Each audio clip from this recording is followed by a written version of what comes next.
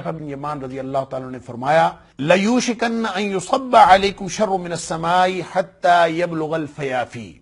यानी हज़रत हुज़ैफ़ा रज़ी अल्लाह ताला ने फरमाते हैं कि फितने इतनी किस्म के होंगे कि एक वक्त आएगा कि एक शर आसमानों से नाजिल होगा। अन युसब्बा अलैकुम शर्रु मिनस समाई, आसमानों से एक शर नाजिल होगा और वो हत्ता यबलुगल फयाफी, यहां तक कि वो शर जो है फयाफी तक पहुंच जाएगा। इस पर जो रावी हदीस है, जो हज़रत हुज़ैफ़ा बिन यमान रज़ी अल्लाह ताला अन्हु से ये हदीस रिवायत कर रहे हैं, वो हज़रत हुज़ैफ़ा से पूछते हैं, या अबा अब्दुल्लाह मल फयाफी, कि ये जिस फितने की तरफ आप इशारा फरमा रहे हैं कि आसमानों से नाजिल होगा और फिर वो फयाफी तक पहुंच जाएगा, ये फयाफी से क्या मुराद है? मल फयाफी।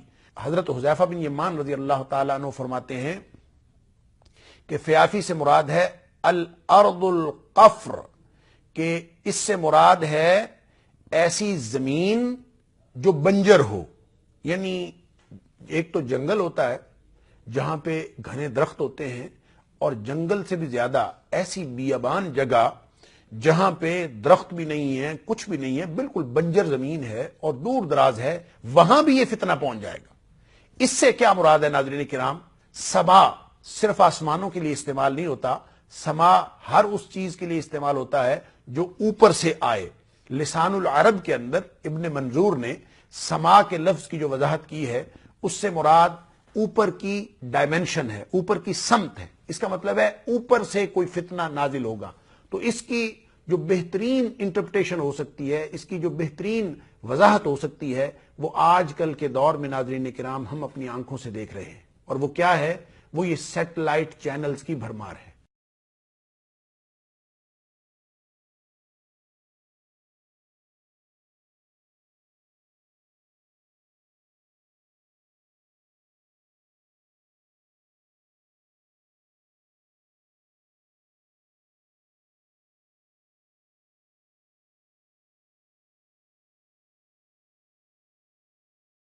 ये भी गोया एक क़यामत की निशानी नबी पाक सल्लल्लाहु अलैहि वसल्लम की तरफ से हजरत हुज़ैफ़ा बिन यमान रज़ी अल्लाह ताला अन्हु बयान फरमा रहे हैं कि तुम्हारे ऊपर एक फितना आसमानों की तरफ से नाजिल होगा। लयूशिकन्न अन युसब्बा अलैकुम शर्रुम मिनस समाई, आसमानों से नाजिल होगा।